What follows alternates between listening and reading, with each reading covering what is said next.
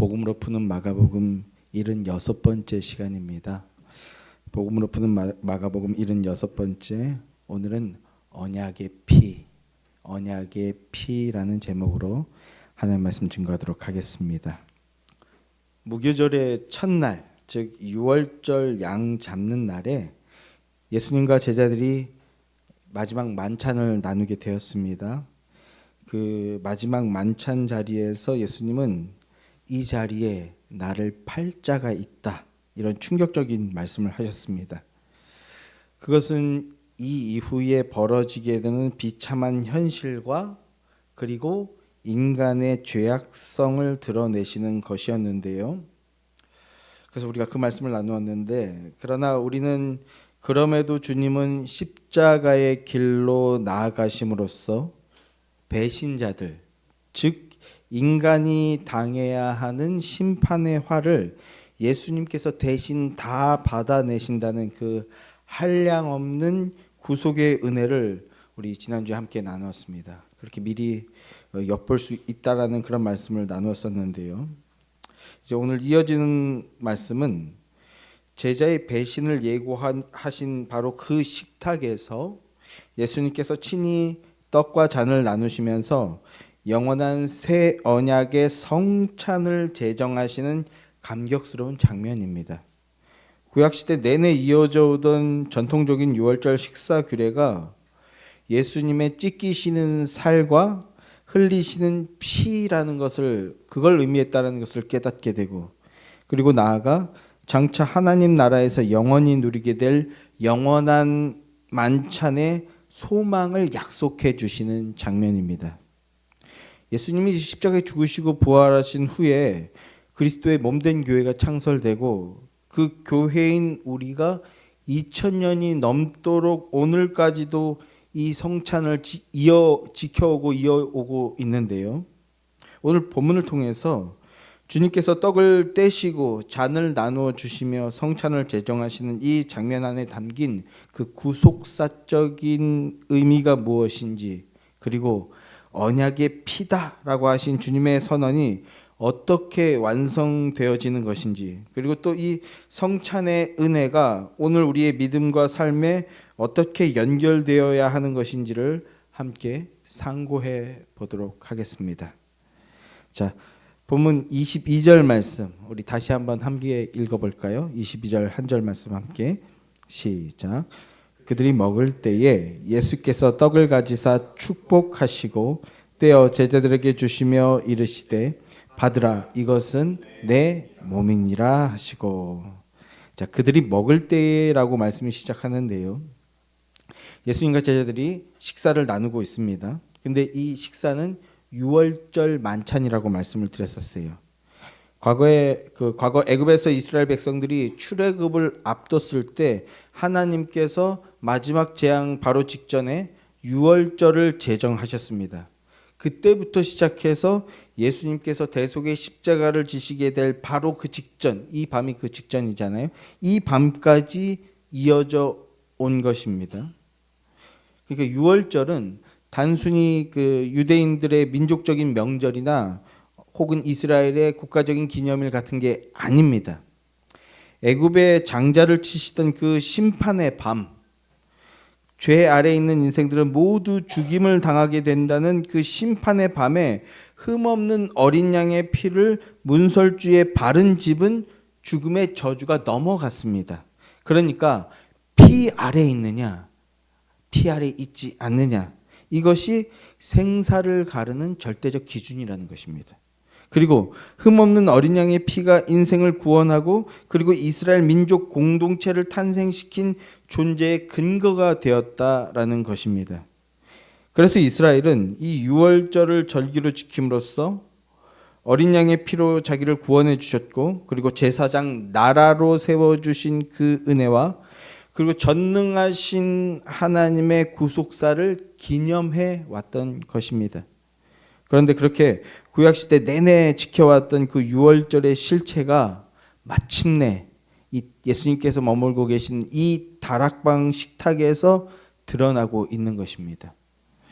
예수님께서 그 6월절 만찬의 자리에서 무교병 떡을 가지사 축복하신 후에 그것을 직접 떼어서 제자들에게 나누어 주십니다. 그러면서 받으라. 뭐라고 하십니까? 이것은 내 몸이다 라고 아주 충격적이고 파격적인 말씀을 하십니다. 수없이 많은 유월절이 이어져 왔고, 유월절 만찬이 이어져 왔고, 그리고 세상의 많은 사람들도요, 자신의 영광을 드높이고자 할 때 만찬을 베풀어 왔고, 오늘날도 베풀고 있습니다.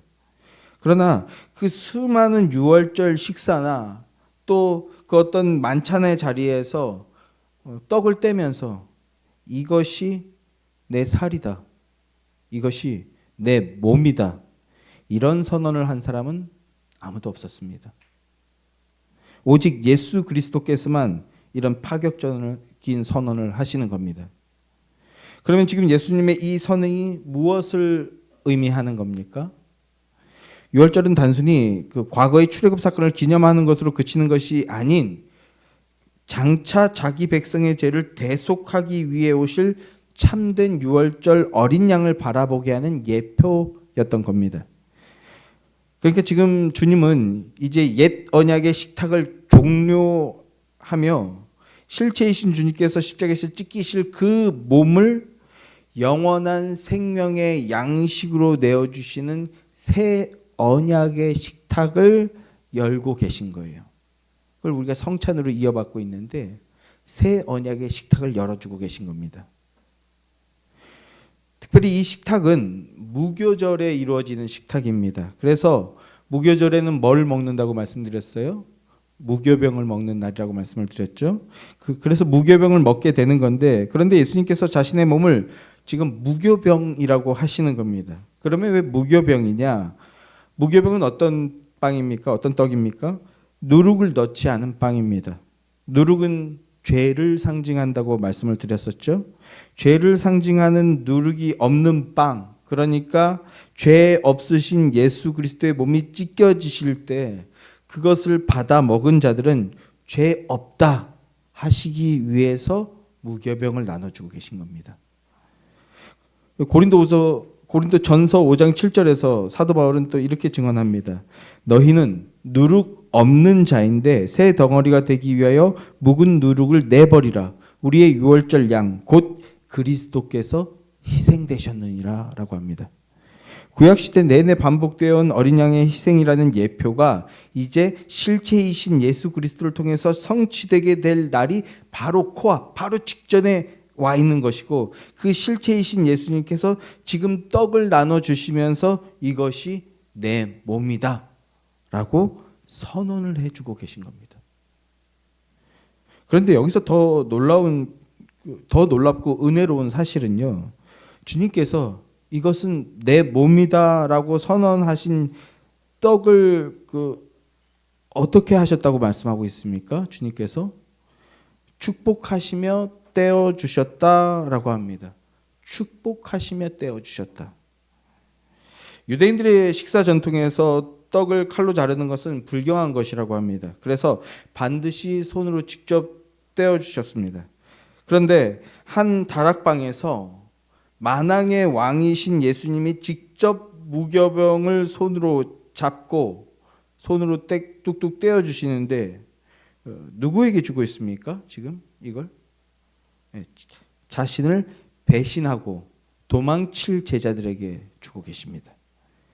자신을 배신하고 도망칠 제자들에게 이것이 내 몸이다, 이렇게 말씀하고 계신 겁니다. 이것은 단순히 식사의 자리에서 음식을 나눠주는 그런 일상적인 평범한 행위가 아닌 것입니다. 이사야서 53장에서 예언한 대로 우리의 허물로 인하여 찔림을 당하고 우리의 죄악을 인하여 상하시며 대신 채찍에 맞음으로 우리가 나음을 받게 하실 그 여호와의 어린 양, 즉 당신의 거룩한 육체가 십자가에서 어떻게 처참하게 찢겨질 것인가를 예수님은 이미 다 아시면서도 당신의 그 찢어질 살점을 지금 떡으로 제자들의 입에 기꺼이 밀어 넣어주고 계신 겁니다. 주님의 몸을 먹은 자들은 무죄하다. 그리고 하나님 안으로 그 존재와 생명이 회복되어서 하나님 안으로 들어와 거하며 하나님의 마음과 뜻과 섭리 안에서 하나님의 뜻을 준행하는 삶, 이게 새 생명의 삶이죠. 새 생명의 삶을 살아가게 하기 위하시고 있는 겁니다. 그렇다면 이 은혜의 장면 앞에서 우리 자신을 한번 돌아보기를 원합니다. 우리가 늘 교회에 모여 예배드리고, 그리고 우리 지난 부활주일에 우리도 성찬을 드렸는데, 그렇게 성찬에 참여하면서 이것이 주님의 몸이요 이것이 주님의 피라고 하면서 그걸 믿음으로 받고, 그러니까 우리가 믿음을 고백합니다. 그런데 그 고백이 우리의 믿음과 삶에, 여러분의 믿음과 삶에 실제로 작동이 되고 있습니까? 주님의 몸이 찢기셨다는 것이 그저 어떤 지식의 영역에서 머물러 있지는 않으십니까? 아니면 지금 내 안에서 내 삶의 많은 순간 그 선택하는 그 자리에서 결정적인 힘으로 작동이 되고 있으시냐는 것입니다. 주님이 나를 위해 당신의 몸을 떼어 주셨다는 것은 그 사실을 정말로 믿음으로 받고 그 마음에 붙들고 있다면 그 사람은 달라질 수밖에 없습니다. 나를 위해 몸을 찢기신 그분이 내 삶의 양식이 되셨다면, 내 영혼의 양식이 되셨다면 내가 지금 무엇을 먹으며 살아가고 있는지 드러나게 되어 있는 것입니다. 찢기신 주님의 몸이 자기 삶의 양식이 된 사람은 당장은 어려움을 겪고 당장은 손해를 보는 자리에 있더라도 예수님처럼 형제를 섬기며 사랑하는 삶을 살아가게 됩니다. 그 손해가 아깝지 않을 만큼 나를 위해 더 큰 것, 생명을 내어주셨다는 것, 전부를 내어주셨다는 것을 알기에 그렇게 살아갈 수가 없게 되는 것입니다. 그리고 찢기신 주님의 몸이 자기 선택의 근거의 기준이 된 사람은 진실되게 살아갑니다.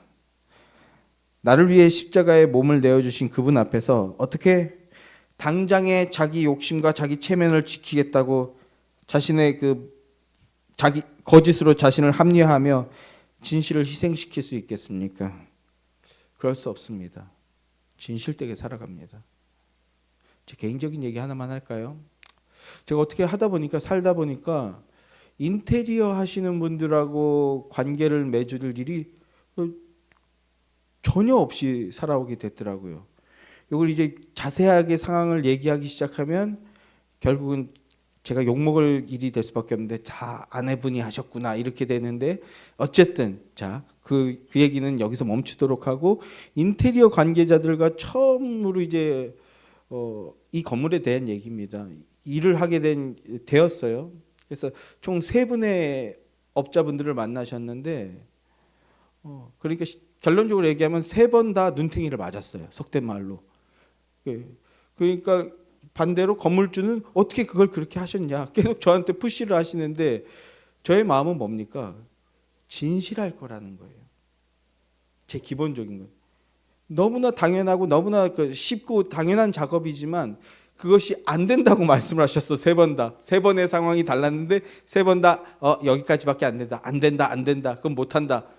그렇게 말씀을 하신다면 그분은 그 분야의 전문가시기 때문에 진실되게 말하셨을 거다라고 해서 안 되는 거구나 라고 해서 건물주께 전달을 했더니, 어떻게 그걸 그렇게 받으셨냐, 그래서 얘기를 전달했더니 결국엔 다 그게 작업이 되는 거더라고요.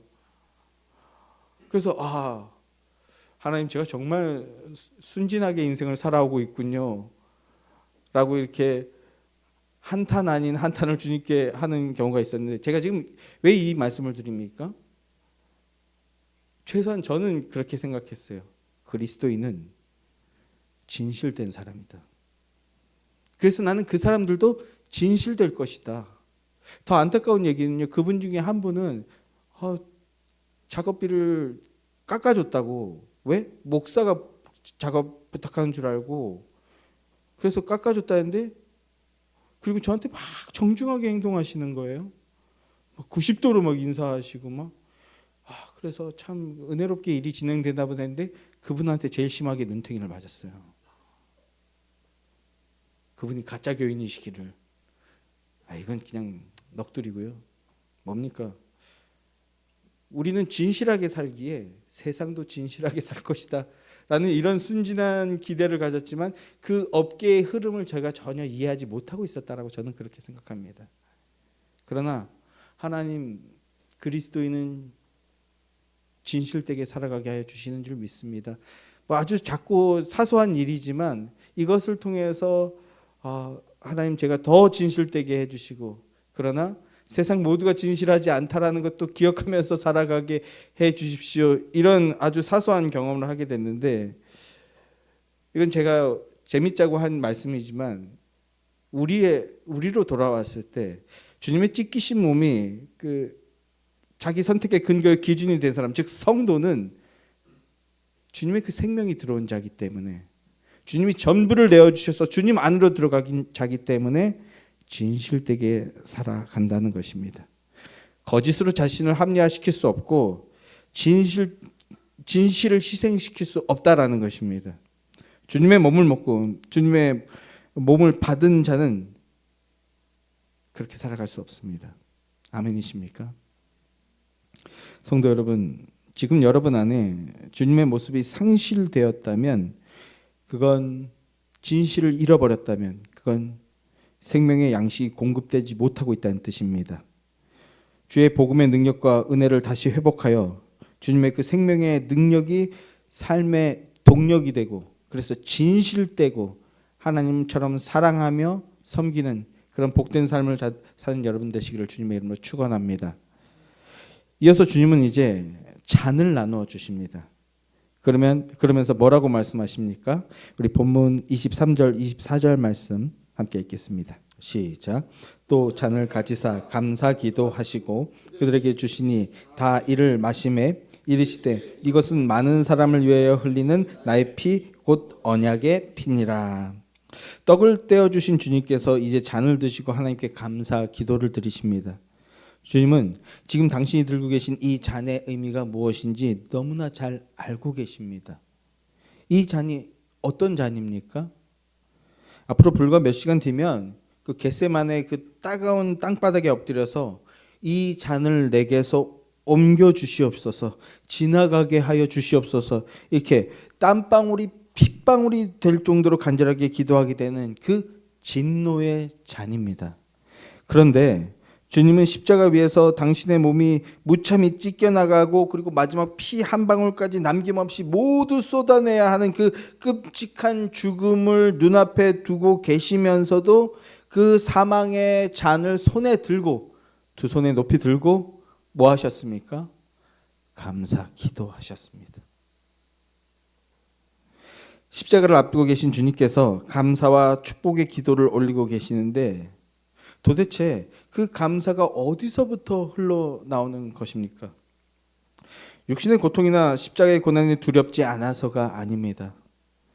그 피하고 싶은 끔찍한 십자가의 저주조차도 당신의 백성들을 영원한 그 사망에서 건져내기 위한 하나님의 완벽한 구속 경륜 안에 있는 것임을 알기 때문에, 그래서 감사하시는 겁니다.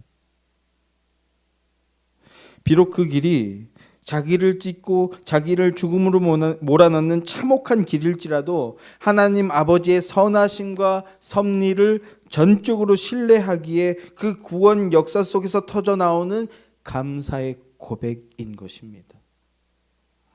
그래서 감사 기도를 하시고 그 잔을 제자들에게 나누어 주십니다. 그러면서 이렇게 선언을 하시죠. 이것은 많은 사람을 위하여 흘리는 나의 피 곧 언약의 피다라고요. 여기서 주님이 선언하시는 이 언약의 피는 구약의 맥락에서 이어져 오는 것이라는 것을 우리가 기억해야 됩니다. 출애굽기 24장을 보면 시내산에서 하나님이 모세를 통해서 이스라엘 백성들과 이제 첫 언약을, 민족적 단위의 첫 언약을 맺는 장면이 나오는데요. 우리 그 출애굽기 24장을 한번 같이 읽어보도록 하겠습니다. 그 중에서 7절, 8절 말씀만 읽어보고자 합니다. 출애굽기 24장 7절, 8절 말씀. 자, 프린트를 보면 있습니다.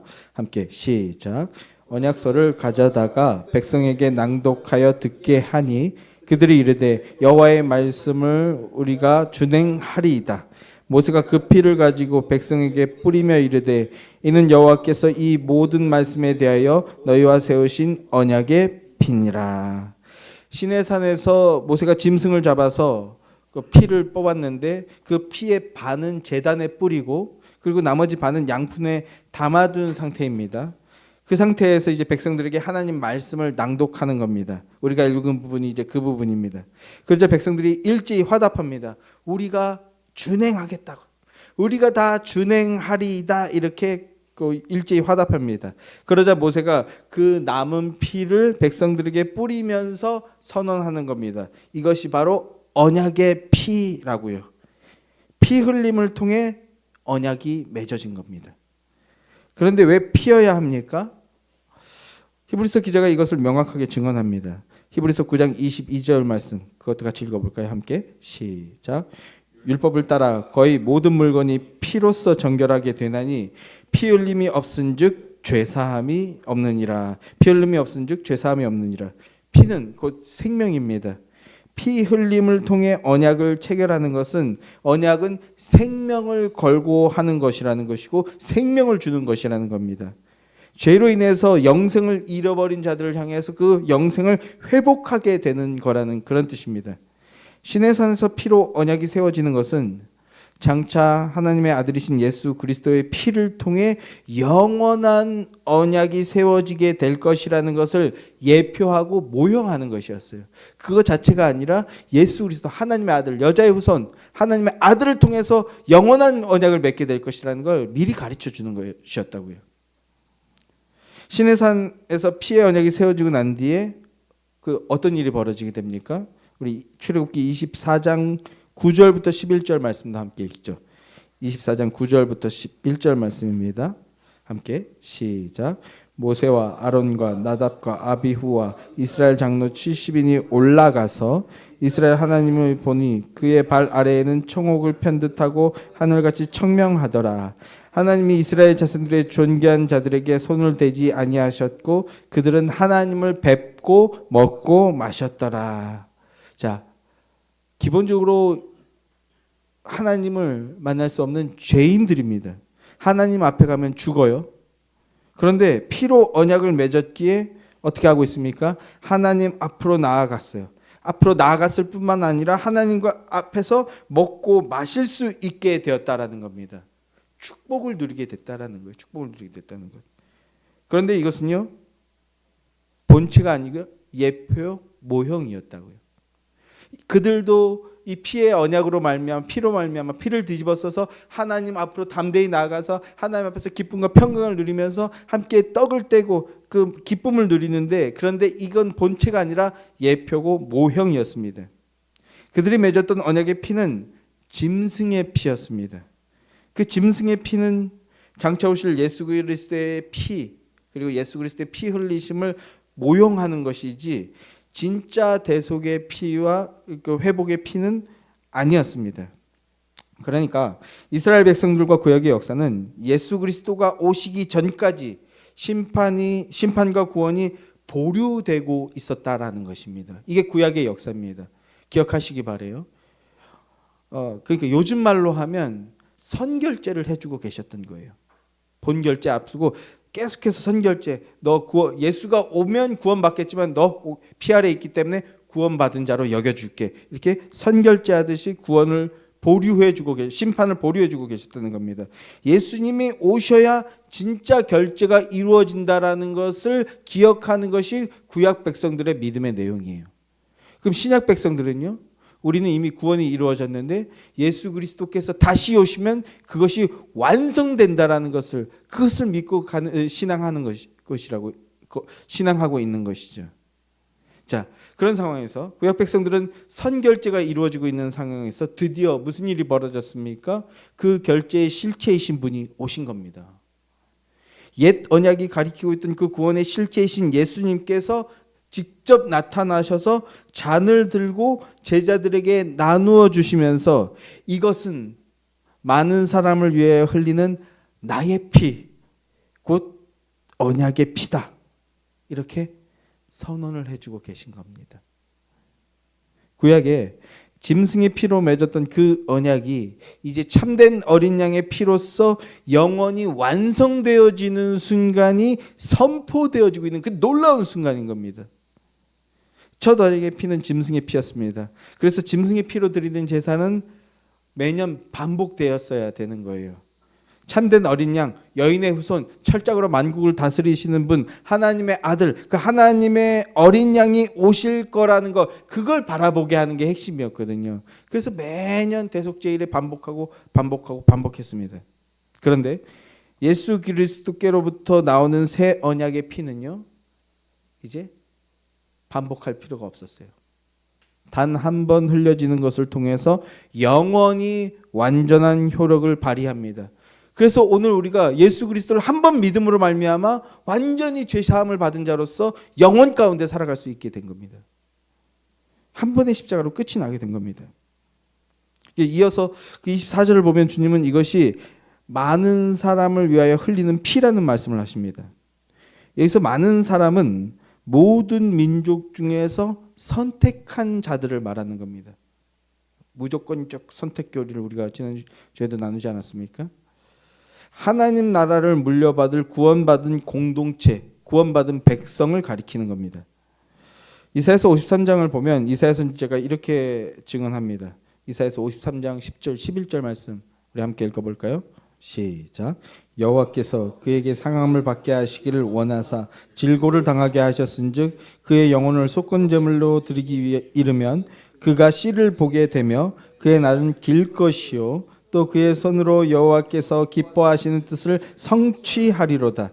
그가 자기 영혼에 수고한 것을 보고 만족하게 여길 것이라. 나의 의로운 종이 자기 지식으로 많은 사람을 의롭게 하며 또 그들의 죄악을 친히 담당하리로다. 나의 의로운 종이 많은 사람을 의롭게 하고 그들의 죄악을 담당하리로다. 자, 여기서 이미 많은 사람이라고 이사야 선지자가 말하고 있죠. 이사야 선지자는 수백 년 전에 이미 그리스도의 대속으로 의롭게 될 많은 사람, 주의 택한 백성들을 예언하고 있었습니다. 그리고 이 예언이 지금 마지막 만찬의 식탁 위에서 주님의 선언으로 성취를 향해서 달려가고 있는 겁니다. 마지막 그 직전까지 와 있는 거예요.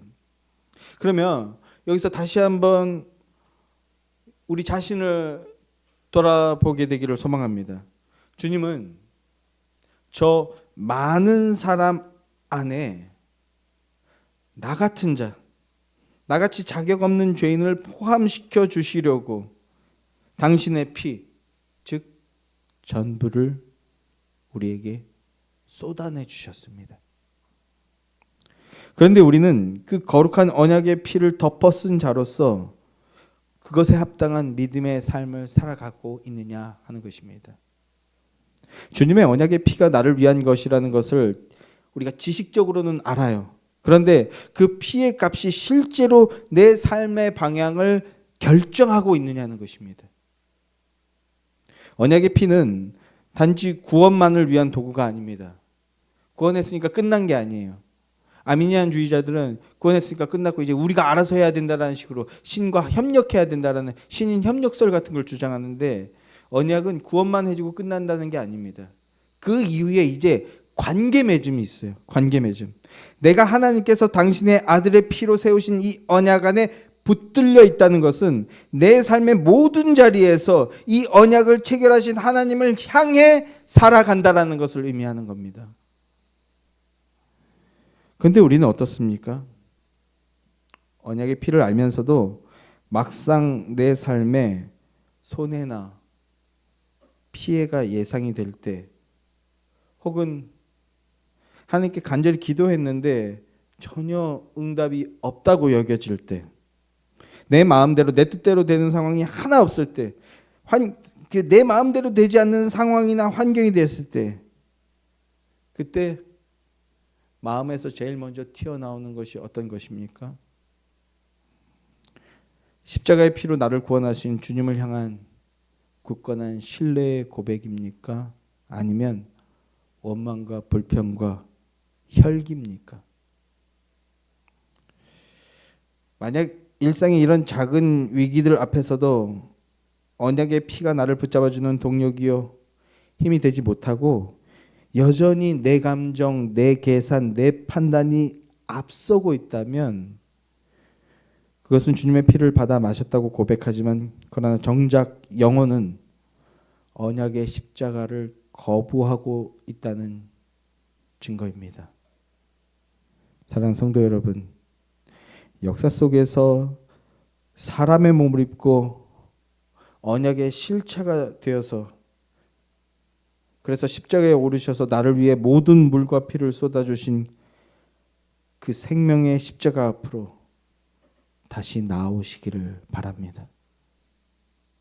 그 생명의 십자가 안에서 주님이 주시는 새 생명으로 살아가는 그런 복된 자들이 되시기를 주님의 이름으로 축원합니다. 자, 주님은 이제 성찬을 마치십니다. 성찬을 마치시면서 중요한 선언을 하십니다. 우리 그 말씀을 볼까요? 본문 25절, 26절 말씀 함께 읽겠습니다. 25절, 26절 말씀 함께 시작. 진실로 너희에게 이르노니 내가 포도나무에서 난 것을 하나님 나라에서 새 것으로 마시는 날까지 다시 마시지 아니하리라 하시니라. 이에 그들이 찬미하고 감람산으로 가니라. 내가 다시는 포도나무에서 난 것을 마시지 않겠다, 이런 말씀을 하십니다. 마치 무슨 금주선언 같은 것처럼 보이는데요. 이 말씀이 그런 단순한 말씀은 결코 아니겠죠. 민수기 6장을 보게 되면 나실인 서약이라는 것이 나옵니다. 자신을 하나님께 온전히 구별하여 드린다는 그런 서약인데요. 그래서 헌신의 기간 동안에는 포도주를 비롯해서 포도나무에서 나는 그 어떤 것도 절대 입에 대지 않아야 합니다. 나실인 서약은. 그러니까 주님이 지금 6월절 잔을 나누어 주시면서 당신 자신이 십자가의 죽음의 화목 제물로 하나님께 바쳐지게 될 때까지, 그때까지 포도주를 마시지 않겠다. 그러니까 자기 봉헌이자 성결의 그 맹세를 하고 계신 겁니다. 그러면 주님의 이 맹세가 어디서 성취가 되는 것일까요? 자, 요한복음 19장을 한번 보겠습니다. 요한복음 19장 29절 30절 말씀이요. 함께 시작. 거기 신 포도주가 가득히 담긴 그릇이 있는지라 사람들이 신 포도주를 적신 해면을 우슬초에 메어 예수의 입에 대니 예수께서 신 포도주를 받으신 후에 이르시되 다 이루었다 하시고 머리를 숙이니 영원히 떠나가시니라. 자, 예수님께서 하나님 나라에서 새 것으로 마시는, 이 새 것이라는 건 뉴를 말하는 게 아니라 완전함을 의미하는 건데, 새 것으로 마시기 전에는 포도나무에서 난 것을 먹지 않겠다고 하셨어요. 그런 다음에 이제 십자가를 지시는 장면인데 거의 절정 부분에서 그 계속 신포도주를 제시할 때 거부하시다가 마지막에 이제 그것을 입에 대시는 겁니다. 포도나무에서 난 것을 마시셨다는 말입니다. 그런데 그러고 나서 예수님께서 뭐라고 말씀하십니까? 테텔레스타이, 다 이루었다 라고 하십니다. 다 이루었다. 그런 다음 숨을 거두시죠. 그러니까 십자가에서 모든 물과 피를 쏟으심으로써 드디어 하나님 나라를 여신 겁니다. 앞서간 구약의 성도들도 그리고 신약의 성도인 우리도 예수님의 보혈로서 드디어 새 것이 된 겁니다. 이 순간. 성도란 위대한 십자가의 피로 말미암아 새 것이 된 존재이자 하나님 나라의 영원한 잔치에 초청받은 자들이며 어떤 대가도 없이 만왕의 왕이신 분의 살과 피를 영원한 양식으로 먹고 마시는 복을, 그 은혜를 얻고 누리는 자들이라는 겁니다. 그러면 이 놀라운 구속사의 완성 앞에서 만왕의 왕의 살과 피를 영원한 양식으로 먹고 마시게 된 가장 복된 자들인 우리의 모습은 어떠합니까? 주님은 하나님 나라에서 새 것으로 마시는 나를 바라보면서 십자가로 걸어가셨습니다. 그런데 우리가 그 새 것을 먹고 마시는 자들로 살아가고 있느냐는 것입니다. 선지자 이사야서 55장 2절 말씀에서 너희가 어찌하여 양식이 아닌 것을 위하여 은을 달아주며 배부르게 하지 못할 것을 위하여 수고하느냐라고 질타하듯이 묻고 있습니다. 이 질문은 오늘 우리들을 돌아보게 하는 질문입니다. 우리는 값없이 주어진 그리스도의 살과 피와 함께 복음을 받아 먹고 사는 자들입니다. 아멘이시죠? 그런데 실제 삶에서, 여러분의 실제 삶에서 생명의 양식을 복음을 먹으며 온전히 새 것된 삶을 살아가고 있느냐는 것입니다. 아니면 잠시 잠깐 배부르게 하는 것, 그러나 나의 영혼을 상하게 하고 망가지게 하는, 하나님과의 관계가 흔들리게 하는 그 육신의 것들로, 그것들로 영혼의 허기를 대신 채우고 있지는 않으십니까? 세상의 인적 그리고 만족, 남들 보기에 부끄러워 보이지 않는 정도의 자리, 또는 더 풍요롭고 더 안락한 환경, 뭐 이런 것들을 채우고 보완하려고 노력하는 것 자체가 잘못된 건 아닙니다. 그러나 그것들이 그리스도의 언약의 피보다 더 결정적인 가치로서 여러분의 마음을 지배하고 있다면 그것은 문제라는 겁니다. 복음보다 더 중요한 가치가 될 수 없어요. 복음을 듣고 하나님을 예배하면서도 내 삶의 가치와 중심이 그리스도보다 세상을 향해 기울어져 있다면 우리는 주님과 함께 식탁에 앉아 있지만 나는 아니지요 라고 말하다가 심지어는 주님을 팔기 위해 조용히 그 자리를 떠나간 그 가룟 유다와 다를 바가 없는 겁니다. 이 말씀 앞에서 그 마음을 돌이키시기 바랍니다. 그 마음을 돌이키며 다시 우리에게 부어진 그 은혜의 언약의 피를 믿음으로 붙드는 여러분들이 되시기를 주님의 이름으로 축원합니다. 마지막입니다. 마지막으로 새 언약의 식탁을 마치신 주님의 제자들과 함께 마지막 걸음을 옮기십니다. 26절 말씀을 다시 보시면 이에 그들이 찬미하고 감람산으로 가니라 라고 합니다.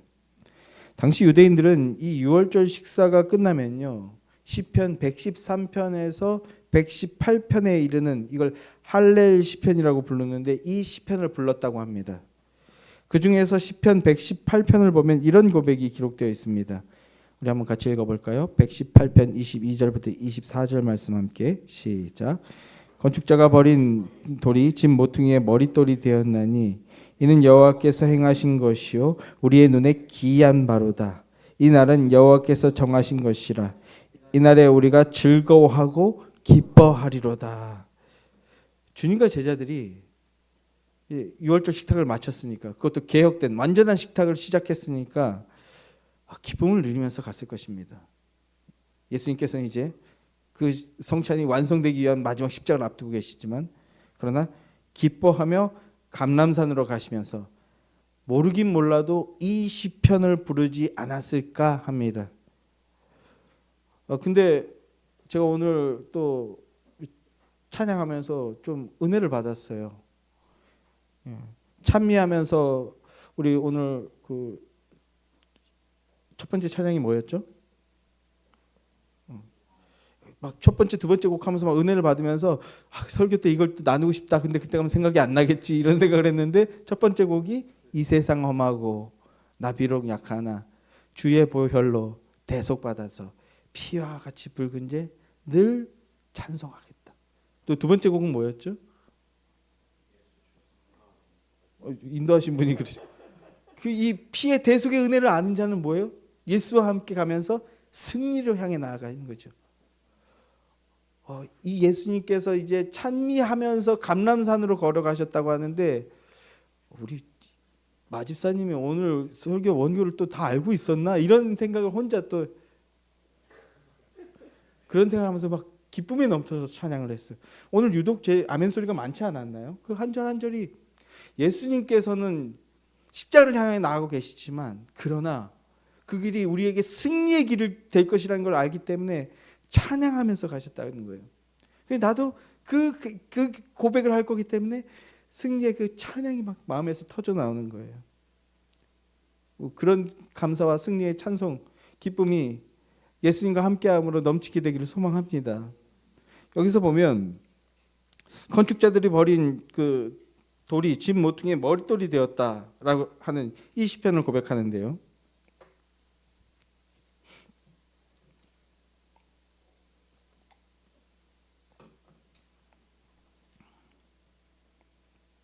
무슨 말씀입니까?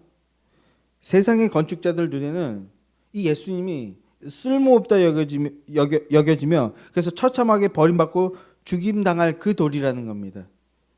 근데 그 돌이 사실 참된 집, 그러니까 하나님 나라를 짓는 데 있어서 가장 결정적인 역할을 하는 주춧돌이라는 뜻입니다. 그 돌은 온 인류를 살려내리는 하나님 나라의 가장 영광스러운 머릿돌이라는 구속사의 예언을 주님이 친히 부르시면서 지금 발걸음을 옮기신다는 겁니다. 상상해 보십시오. 우리를 향해서 십자가를 향해 나아가는데 머릿돌이 될 것이다 라고 막 노래하면서 가시고 계신다는 모습을 상상해 보자고요. 주님은 이제 십자가를 향해 걸어가시지만 그러나 원망이나 두려움이 아니라 아버지를 향한 그 절대적 신뢰의 찬미를 부르시며 묵묵히 사명의 길을 걸어가시는 겁니다. 사랑하는 성도 여러분, 우리도 오늘 이 생명의 복음을 붙들고 예수님과 함께 하나님을 찬양하며 믿음의 길을 걸어갑시다. 지금 우리의 삶이 정말 쉽지 않지만 믿음으로 걸어간다고 하는데도 내 예상과 내 기대와 너무나 다른 상황이 벌어지고 있지만 또 아무리 기도해도 상황이 바뀌는 것 같지 않지만 그러나 우리는 이런 우리를 위해서 가장 낮고 천한 모습으로 이 땅으로 오셔서 우리의 죄와 우리가 받아야 할 저주를 대신 다 뒤집어 쓰신 채 모든 물과 피를 쏟아내시며 하나님의 구원 경륜을 성취하시고 하나님의 공의를 성취하여 주신 우리 주님을 다시 붙들고 믿음으로 일어나십시다. 이러한 믿음의 능력이 가능한 것은 내가 강해서가 아닙니다. 내가 막 책임감이 많고 내가 의지가 강해서 그런 것이 아닙니다. 이미 언약의 피로 하나님이 나를 여시고 사망을 멸하시고 모든 눈물을 씻기실 그 약속이 신실하신 하나님의 손에 있기 때문입니다. 지금 우리에게 필요한 것은 단지 우리의 우리의 새로운 마음가짐이나 우리의 결단이 아닙니다.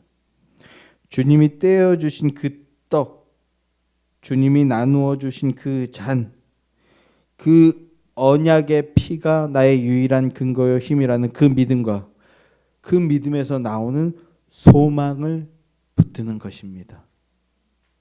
그 붙듦 안에서 내 마음이 세상의 거짓된 양식보다 생명의 양식, 즉 복음을 더 갈망하게 되고 내 삶의 방향이 하나님 나라를 향해 점점 더 정렬되어지는, 이렇게 세워지는, 그것이 생명의 양식을 먹은 자, 즉 그리스도와 함께하는 자의 모습입니다. 언약의 피로 우리를 붙드시는 주님의 신실하심 안에 거하시며 이 땅의 길을 담대히 믿음으로 걸어나가며 주님이 이루어 놓으신 승리를 주님과 함께 누리는 복된 자들이 되시기를 주님의 이름으로 축원합니다.